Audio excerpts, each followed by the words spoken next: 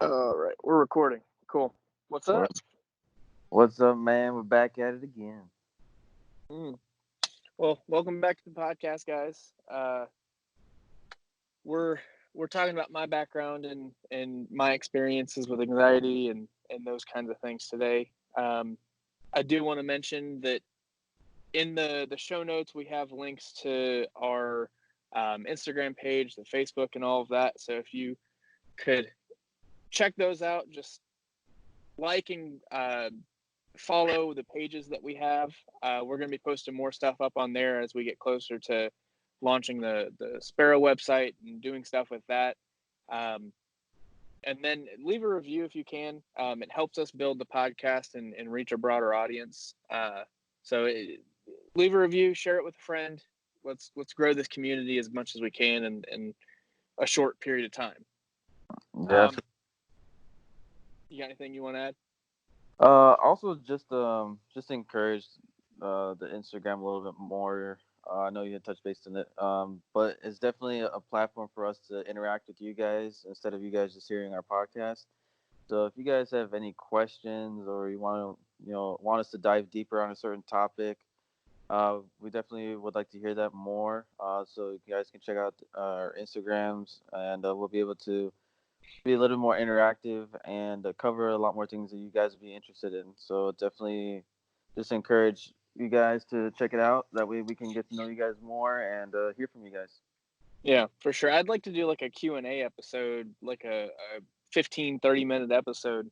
But for us to do that, we've got to have feedback from you guys. So uh, do what he said. Find us on Instagram, follow our pages, and ask us questions, and we'll be sure to answer it on the podcast. So Yeah.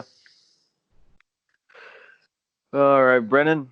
So let's I guess where let's start from the beginning and talk about your experiences and see where you noticed that you like started having this battle with your mental health and what really affected it. mine is a little bit different from yours because mine didn't start when I was younger as like anxiety or depression. Mm-hmm. Um, I mean, growing up, we had the same kind of challenges that a lot of other people have. Issues financially. We um, lived away from my dad for a period of time. My parents were still together. They still loved each other. It was just he was working in another state and we were in another state. And we would see him on the weekends when he'd come into town to hang out with us. But it didn't make me anxious or depressive or anything. Um, what really got me understanding what anxiety and depression were um, was people that I was around. I've had friends that have um, been victims of suicide, that have had parents that have committed suicide, have friends that have um, suffered from severe cutting, have tried to kill themselves, and countless people that I've known that have been addicted to narcotics and opiates and alcohol and all sorts of other drugs. So mine was more from the perspective of someone that saw a need for a conversation. Um, Mm-hmm. and this was all back in like 2009 to 2012 that I started seeing a lot of these um, things I'd never experienced before. People again with cutting and um, suicide being a thing that was never really talked about when I was younger, and then all of a sudden being exposed to it in my later teens. Um, so that's where I kind of started to mold the idea of what Spero is. Um, and again, just to kind of gloss over that, Spero is spelled Spero. It's the spelling of it is translated to hope in Latin. And that was the initial goal of Spero, is to raise awareness for people dealing with those issues. So my perspective from the beginning was one of raising awareness and starting a conversation, kind of like what we're doing now, but just on a much smaller scale. So fast forward to when I'm in my late teens, early 20s, probably 18. I think I turned 18. So I was living in Virginia Beach. I got a offer for a job in West Virginia, to move there and do graphic design, for a company that I loved. The owner of the company was a buddy of mine, and loved working with him. He's just a great guy. Mm-hmm. So I took the offer. I moved to West Virginia, and then things started changing. The job I loved, there was nothing wrong as far as that goes. Relationships weren't the best. I had a lot of bad relationships with friends and girlfriends and exes, and a lot of stuff that within the year that I was there just kind of weighed on me. The I'm trying to remember. Going through that time in my life, I didn't have any knowledge of lifting, any knowledge of dieting. I ate whatever I want, and my perspective's more of the side of again the health and wellness side of mental health. Yeah. So like the diet, nutrition, exercise, all of those things. And the reason that holds so true to me is because my experience with anxiety was that of like I'd have panic attacks out of nowhere and not know what they were. I don't know if you remember, we were on our way to church one morning or one afternoon, and I had to pull off to the side of the road because I had a pain in my chest. Oh, I I'd remember that. I'd Yeah. get those pains all the time, and I didn't know why or where they came from, and there was really no reason for it. It was just kind of the way that my life was at that point in time. Mm-hmm. Um, Granted, now looking back, it could have been some other issue that wasn't related to anxiety, and it could have just been related to my health because I was severely overweight at the time. Not severely overweight, but I was really overweight. I was pushing like 240 around that time that I actually moved back to Virginia Beach. Um, Well, and then let's put this into perspective. How tall are you? like 5'11". Yeah, you So healthy I'm linebacker. yeah. So I healthy weight for me is like 180. Um, so I was about 60 pounds overweight. Um, Carrying around all that extra weight wasn't good for me. I felt sad all the time, and I go back to being the diet is what I feel was causing me to feel that way.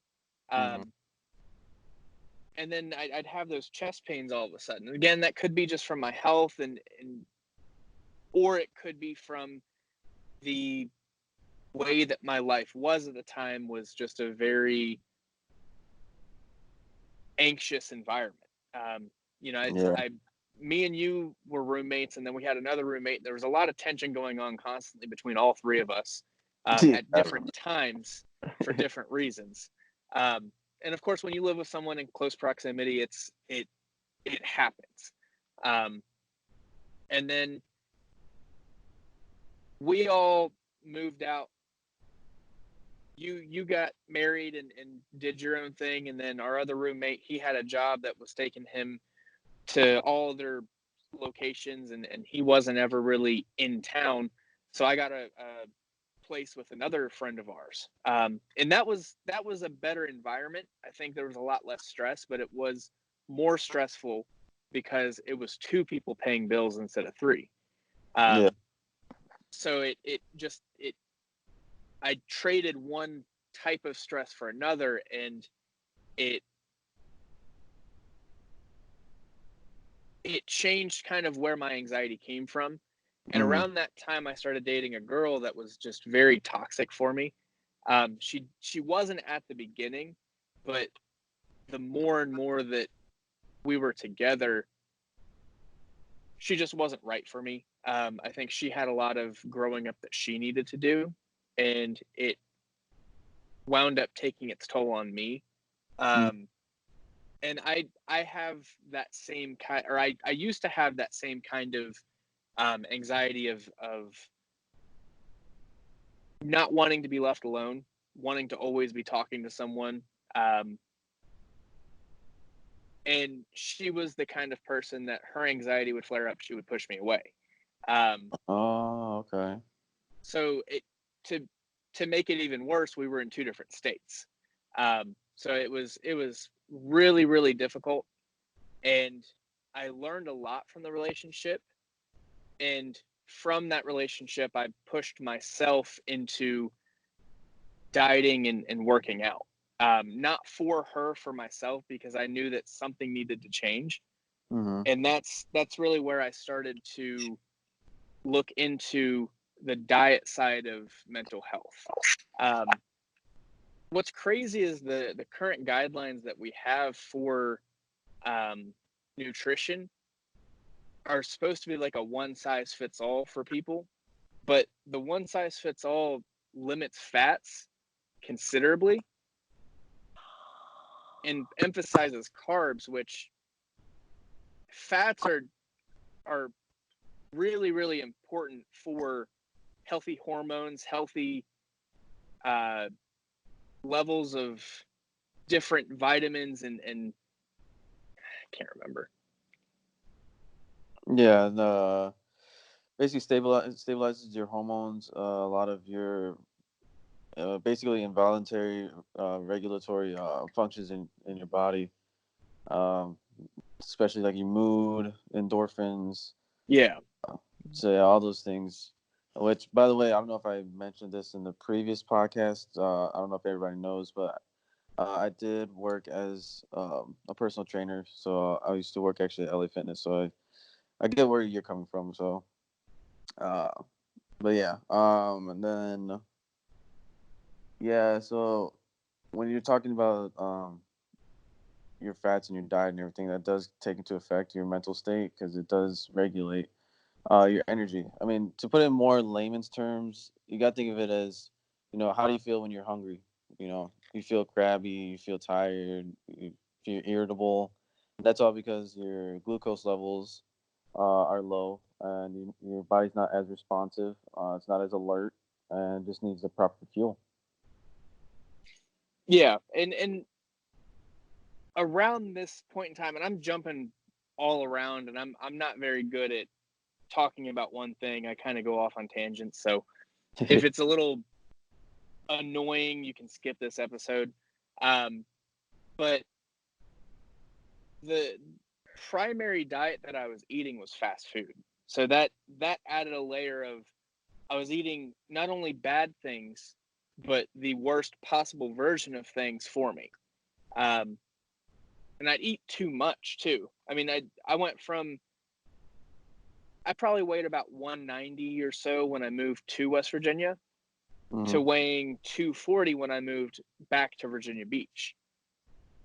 So just to put that in perspective, that's all within a year. So I gained about 60 pounds within a year of my life. And that's, another layer to that is when you go through anxiety and depression, a symptom of that is weight gain or weight loss. Um, for Hmm. me, it was weight gain, and it exacerbated those feelings that I was having because I didn't like the way that I felt. I didn't like the way that I looked. Um, me having that need to be wanted or loved, being a bigger guy wasn't it wasn't something that I wasn't able to be who I wanted to be because I was a bigger guy. I don't know what I'm trying to say. I'm going So, all over the place, and it's a little so confusing. no, I understand. So basically, it's like you were struggling with like self confidence and self esteem. Yeah, Yeah. So no, I definitely understand what you're saying because I experienced the same thing, but basically the polar opposite. So like whenever I was going through something, I always dropped weight, yeah, and And then like I would hate the way I looked in the mirror. I hated the way that I felt, because I was like, as a man, I feel like I should feel strong and look strong, and then like I look like a twig. So no, I know exactly what you're talking about, man. And that definitely does play a huge part in mental health. You got to feel comfortable in your own skin. And I know a lot of people, especially women, that really struggle with that, especially with society's pressure to look a certain way. Um, and that's why, like, my major belief and my encouragement has always been natural beauty. Like, if you want to work on yourself, then do it for yourself. Don't do it for anybody else. Yeah. And And that was the embrace biggest it. thing when I was going through my process of finding the right way to exercise and the right way to eat for me is doing it for myself, not doing it for anybody or for a purpose other than this is a goal that I have and this is something that I want to do for myself. Mm-hmm. And that's where the Moment Makers tagline kind of comes from is taking the situation you're in, making the best of it and the best version of yourself that you can through it. Yeah. So for me, through my anxiety and depression, I used exercising and diet as tools to become the best version of myself that I could. And I dropped like I went from about 240 down to 175 in a matter of Yeah. like a year and a half. And I I didn't remember do it that. the best way that I could. I mean, I cut calories way too fast, way too quick. Um, but I learned a lot about myself and a lot about diet and nutrition through that process. And I'm back at the place now. So since dropping the weight, I've gotten married, I've worked 2 different jobs, and I've had 2 kids. So when me and my wife now, when we were talking, I was living in Virginia Beach, she was living in West Virginia, and we had a decision. She was pregnant. It's my stepdaughter, but I decided that I wanted to be in her life for the rest of my life, and I wanted this girl that she was about to have to be my daughter. So I made the decision to move to West Virginia, back to where I originally was from when I moved there before, Mm-hmm. and I knew that when I moved, I wouldn't be able to lift weights. I wouldn't be able to diet the way that I was, and I was fine with that because I was happy. I was moving into the next chapter of my life. Um, Going through the next year, I herniated a disc in my lower back, and that debilitated me for a long time. I wasn't able to do normal things. Walking was very hard. I'd have shooting pains down both of my legs periodically, sporadically. Um, it, the way that I kind of deduced it is that the disc is pushing on a sciatic nerve, and it's causing those pains to happen.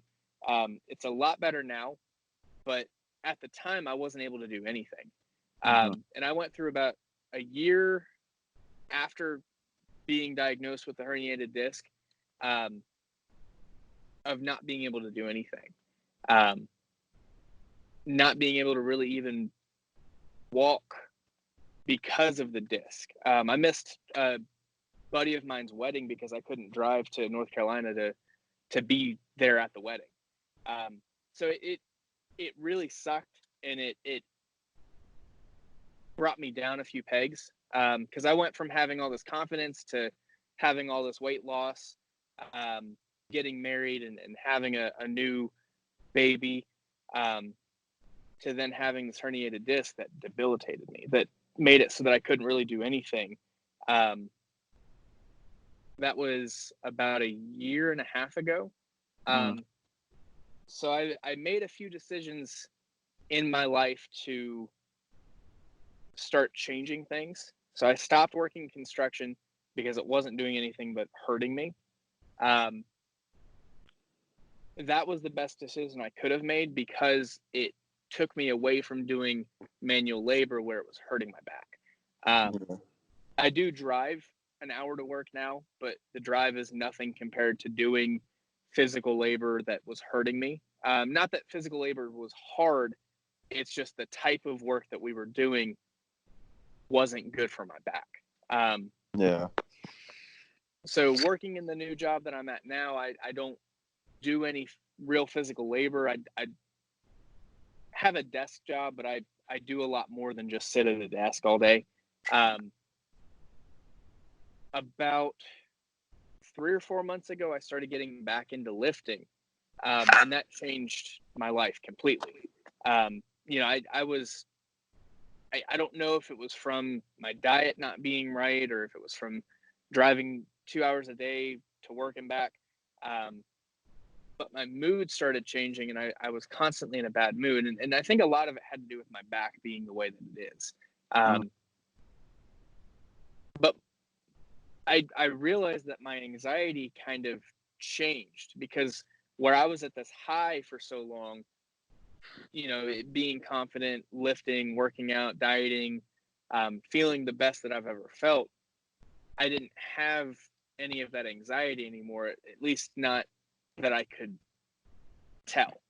And then when I took all that away and I didn't do any of it for a year and a half, 2 years, it changed a lot of the way that I felt about myself, my confidence.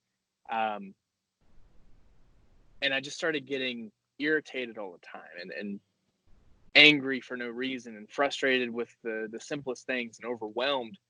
And a lot of that is from anxiety. Mm-hmm. I kind of noticed that my anxiety changed from what it was, where it was kind of a self-image thing, to now being something that's more of a overwhelming, I can't deal with everyday tasks or things all at once, like I used to be able to. So about 3 or 4 months ago, I got a gym membership. I started going back to the gym. I changed my diet, and those things have helped my mood change drastically. It's not 100%. It's not where I used to be, but it's better. And I think doing it consistently is going to help me get back to where I was. Obviously, with different challenges and things, having 2 kids now and a wife. And before I didn't have anyone else to be responsible for, and now I've got 3 other people that rely on me. And my wife's about to start school, and that's going to be another challenge in itself. But I know that me taking the steps that I need to for myself is what's best for my family. And I think that's important too, is that a lot of people think that it's selfish to take steps to do stuff for yourself. But people have to get in this mindset that you're doing it for your family. Yeah. Especially if you're the head of the household, kind of how I am. Yeah. I have to be right in my own head, and I have to be clear so that if my wife has something that she needs my help with, that I don't get overwhelmed and frustrated the first chance that or the first time she comes and asks me anything. Yeah. And actually, if I kind of wanted to add to that, is that Yeah, go for it. a lot of people, like you said, they feel like that's a selfish thing. But what people don't realize is something that I've actually been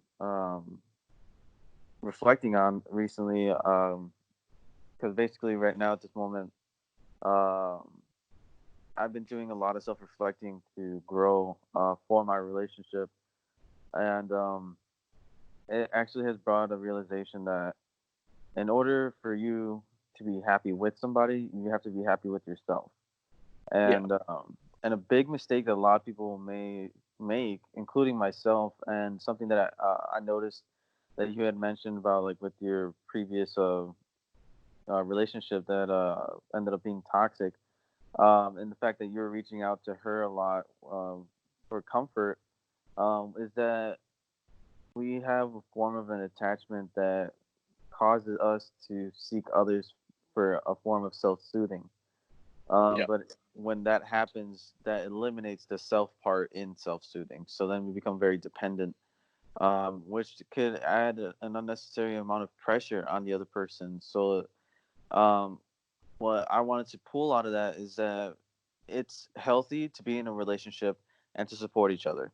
That is obviously something that is very necessary. And, being in a relationship, you have to be able to adapt to each other's needs in order to grow together. But part of that growing is understanding your own personal needs. You have to understand what makes you feel better, what you need, what helps build your confidence. Because one huge thing that I learned, like probably the biggest lesson that I've learned in the past couple weeks, is that our confidence as men, being the man in the relationship, women I've noticed feed off of that. They feed off of our confidence, and I feel like that's extremely necessary because one of the people in the relationship should be essentially setting the tone. I know, like nowadays, there's a whole thing about gender equality, which I am totally for. But also, there's still an acknowledgement for roles in a relationship. So each person has their role, and doesn't mean that anybody's more important than the next. Essentially, every role is important. And what I noticed that has been consistent, whether I was talking with my friends that are girls, or talking with my mom, or with pretty much any girl that I've ever talked to, girls really respond to confidence. Yeah. It's kind of like just in their nature. Confidence brings security. Security brings reassurance, and that can go for any relationship or any type of friendship or anything. If you're confident in the relationship and the connection, then that'll help make it prosper. But in order to do that, you have to be able to have some form of self care. So I just wanted to add that in there. And And I seeing think, how it's affecting you, it's pretty awesome to see that how the self care is going. yeah, and I think so. You mentioned, you kind of brought back up me mentioning my previous relationship that was toxic, and then um, obviously the relationship I'm in now is with my wife, and I plan on being with her forever. Um, Yeah. I think what was so different about the two relationships is that, for one, with the toxic relationship, I'll call that relationship A, and then the one with my wife is B. So relationship A, I wasn't confident. I relied on other people for approval. Um, and she wasn't confident either. She was very insecure in herself and in her appearance and the things she was doing. She wasn't confident in her life and what she was doing herself. Hmm. Um, so those things in relationship A made it a very toxic environment for both of us. And I'm not saying that she's all to blame for the feelings and everything that happened. Um, we both had a role to play. But with relationship B with my wife, um, we were both confident in what we were doing, separate from each other. That Hmm. was what attracted us to each other, was that confidence. Um, and I think that made it a much different relationship where we weren't relying on each other for that approval. We were kind of confident in ourselves, and in us coming together just amplified what we already felt for ourselves. Yeah. Um, so I think that's what a lot of people have to get to, is that point of self-care where you don't focus on anything but yourself. Again, it's not being selfish, it's just it's taking care of yourself, so that when the time comes that you have a job offer, you have the ability to do XYZ, or that person comes into your life that you want to spend your life with, you're in a position to do whatever the situation might be. Hmm. um, I think that's I see what where, you're saying. go ahead, sorry. No, no, yeah, cool. No, I was saying I see what you're saying. It's like a self care with a purpose. It's not just self care to be selfish. Exactly. So it's self-care to make yourself the best version that you can be. um, to be ready for whatever life throws at you. Yeah, definitely. So essentially, it's like it's so ironic that we ended up on this topic because it's essentially like the journey I'm on right now. With my relationship, we noticed that we had a lot of things to work on ourselves personally, and being in the relationship, um, we focused so much on each other that we forgot how to, perform our own self care. And probably one of the best things that we did was decided to take space and take this time to really self reflect and see where we needed to grow, see where our flaws were, and essentially take this time to grow with a purpose. And I know, like, my experience personally, and I don't know if you felt this too, going and moving in with your wife and deciding to take the role as a husband and a father, but it's like given I don't know if it's like for men. I know just from personal experience that like when we finally find our purpose, we just kind of go on a skyrocket from there. I know for me personally, my purpose right now is of course to fulfill my dreams of becoming a tattoo artist, but as well my purpose of being um, an amazing husband in the future and being able to share my life with my with the love of my life and my soulmate. And I guess once I found that purpose, it just helped me focus that much more. And I notice a lot of people struggle with finding purpose in life, but sometimes it can be as simple as just living a good life or finding your partner or just finding something that you really enjoy, and that can be a huge purpose in life for you. And family is that huge drive. Do you feel like you found that purpose when you met your wife and you really decided to take that step forward? Yeah, for sure. And that's so me stepping into that role as a husband and father replaced what lifting and dieting did for me. So it's not like I hate being a husband and father. It became what gave me the confidence that I needed. Um, That's powerful. the reason that I feel like now I need to get back into lifting and dieting is because my inflammation from the back pain that I have is insane. Hmm. If I don't take care of myself, then I'm out of commission. I can't do anything.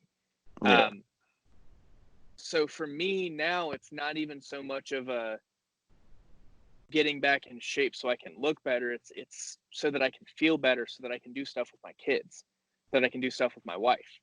Um, Yeah. so lifting was my priority before I got married, and then my marriage became number one, and my kids became number two. Hmm. Not Yeah. that I love my kids any less than my wife, but my relationship with my wife becomes paramount to anything else in my life because my relationship with her stems into the kids. So if my Yep. relationship's not good with her, then my relationship with the kids aren't going to be good, and they're going to see the wrong perspective of how a man and a woman should react or treat each other. Um, Exactly. and I know for my mental health, because of the back pain that I have, because of the inflammation that I have, dieting is one way to combat that so that I can think clear. Um, when I eat certain foods, I can tell that I get foggy. That I was telling you before we started recording that, I think that I have a gluten allergy or an intolerance or something because my body just reacts. It goes crazy when I have anything that's really high in gluten or wheat or anything that has that in it. Hmm. Um, and that inflames my body because my body hates that. So eating the wrong kinds of foods puts me in a bad mood because my body hurts, and because my body hurts, my back hurts, and because my back hurts, my mind's foggy, and I get into this bad mood, and it may just be that my body's doing that. It may be that it's anxiety and that it's for kind of making itself known in that way.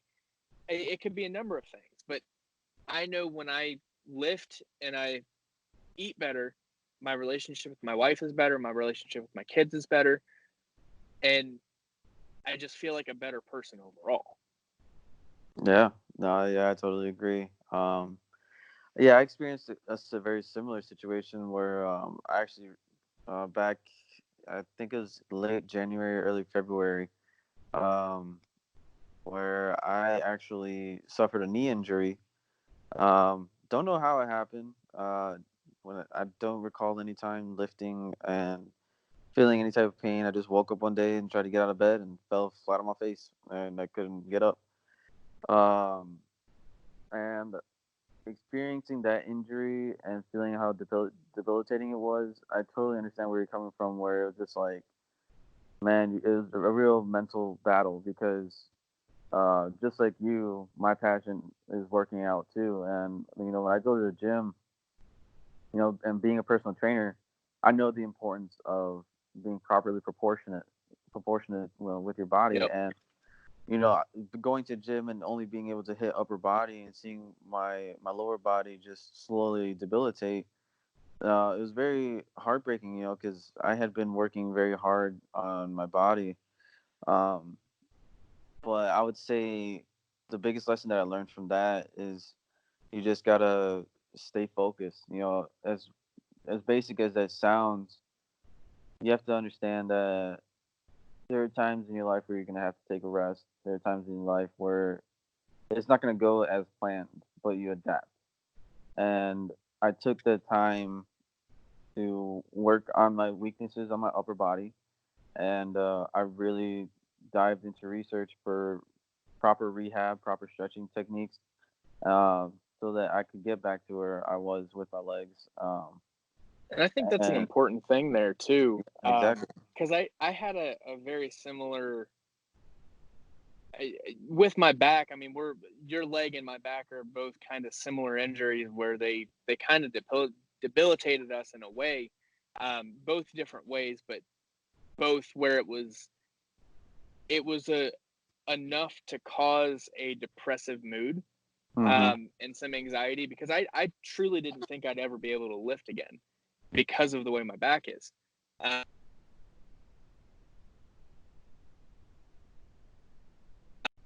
I Yeah, think to dude. note, Because and mhm. um, what I was saying, an important thing to note is that the best way to move past like an injury like this that causes that's kind of a causation for the anxiety or depression, um, is to control what you can control. Don't focus on what happened or what you can't do, but focus on what you can do. So for me at the time, it was my diet. Before I even started lifting again, it was changing my diet and getting back to where I felt better just day to day. Mhm. For you, it was controlling your upper body and focusing on rehab exercises that could help rehab your knee so that you could get back to where you were. Um, and I think more and more often you see people try and take on too much at once, where just changing one thing or controlling one thing about your life can snowball into you overcoming the obstacle that's causing the issues in the first place. Yeah, yeah, man. That was actually a good point because essentially, like my mentality is, in the moments of failure is the moments of learning. So the whole saying, like, Michael Jordan didn't make the basketball team in high school, or like most successful people in one point or another hit a failing point and then they used it as their pivotal point. So for me, I know, like with my knee injury, I took that as an opportunity to learn how to be patient and how to listen to my body and how to actually, as my knees were healing, I was also healing internally as well because I feel like I lost a lot of confidence, a lot of pride, and what I ended up doing was setting small goals. So Mm-hmm. like So like my knee pain was so bad that I couldn't even bend down to tie my shoe. Otherwise, I'd be stuck on the floor, and I had to Yep. find something to pick me up. So what I did was I focused on my therapy, focused on like very simple stretches, and little by little, I would just mark my progress, and I would celebrate those little bits of progression because then that would end up fueling my motivation to keep going. And and another aspect of my fitness industry was that I did document my full year. I took pictures, I recorded my videos working out, and for some people that would seem very narcissistic, but Hmm. at the end of the day, it doesn't matter what other people think. You have to do what works best for you. And for Yep. me, what I was doing was checking my form, checking my progress, Yep. tracking, my strength. And for me, that was my motivation because I was, and it's in my vote. It's even my motivation now. I posted on my Instagram, me deadlifting. I think it was like 375 or 385. I can't do that right now because of my injury, but I put it up there so I can look at it as a motivation instead of looking at it as like, oh man, I used to be able to do that. Why can't I do it now? I look at it as I did it before. I can do it again. Yep. And I feel like that's what people need to realize is that you can take a bad situation and flip it around and make it into something that can be a motivation. Similar situation like my relationship right now. Um, Even though we had to take some space to take care of ourselves, it's a motivation right now to really dive into some self reflection and some self growth. And it's a motivation to build our relationship in the future. And that is like extremely crucial for mental health. Try not to focus on what you can do, focus on what you can do in that moment. What can you do to better yourself? And then use that for the future. And that goes back to, again, the purpose of what Moment Makers is is Exactly. is taking your situation, looking at it for what it is, and moving past it to make the best possible version of yourself, or make the best of your moment that you have. So Yeah. make your moment. I mean, it's literally in the name. Yeah. I mean, So and I feel like your life really depicts that because you went through a ton of trials that I know, like since we were roommates, I've seen your life completely do a 180. And like the fact that the woman that you fell in love with had a child already. Most people would be like, nah, forget that. I'm not going to be with somebody that has a kid. You took it upon yourself to step up and to be the father. And like, that's a huge step. And you made it your moment. And for that, you're not only bringing better quality in your own life and bringing purpose into your own life, you're impacting your wife's life and your daughter's lives. And like you said earlier, the fact that you focus on your relationship with your wife and then your kids afterwards is something that should be encouraged for everybody. You gotta be able to take care of yourself. You gotta be able to take care of your relationship because then ultimately your kids are gonna be watching that, and that is essentially where I feel like we could break the chain of the struggle for mental health because so much of our anxieties, our depressions stem from a childhood experience. yep. Not everybody, but a good majority of people have some type of trauma that's happened in their childhood, and it could have been prevented. Yep. So definitely, and I know like even for my life, uh, you know everything. I shared my story in the last episode. If you guys haven't heard it, but it's just like no matter the situation, whether it's genetics, whether it's something that you experienced that triggered some type of depression or anxiety, there's always hope, and that's something that um, I've even, brought into fruition within my life, is that no matter what, there's always hope. Um, and it's funny because somebody somebody told me um, that hope is the essence of me, and it made me step back and think like, man, it really has become the essence of me. But that wasn't always the case. When I was going through college and going through my depression, I didn't have hope for nothing. Was when I was questioning about even continuing on with my life, like there was no hope there. I thought my life was over. And all it took was one single moment, and that moment was finding my purpose in life. And my purpose was my family and my future family. Even though Yep. I may not be married now, that was my purpose.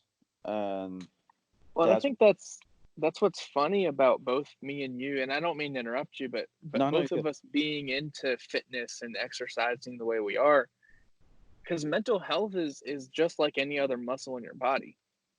You have to work that skill, you have to work that muscle every day, Yep. or you fall back, you fall behind on where you were, where you want to be.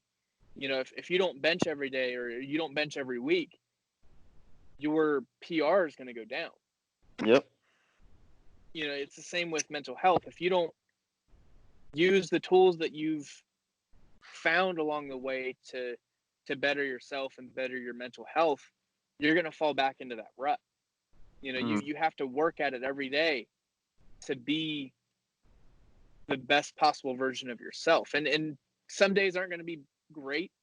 Some days at lifting aren't great. You're going to be in a weird mood. You're going to be you didn't eat enough that day, so you're not able to lift as much. Same with mental health. You might have something happen in your day that just puts you in a bad mood. And, you chalk it up to tomorrow.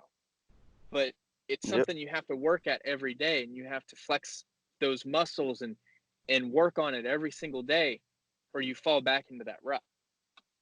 Yeah, exactly. And actually, I actually was just reflecting on that this morning. It's kind of funny because as I was doing my reflection this morning, is this saying just popped into my head. There's no necessarily origins, but I actually ended up putting it up on my story, and it says consistent conscious efforts form into habits.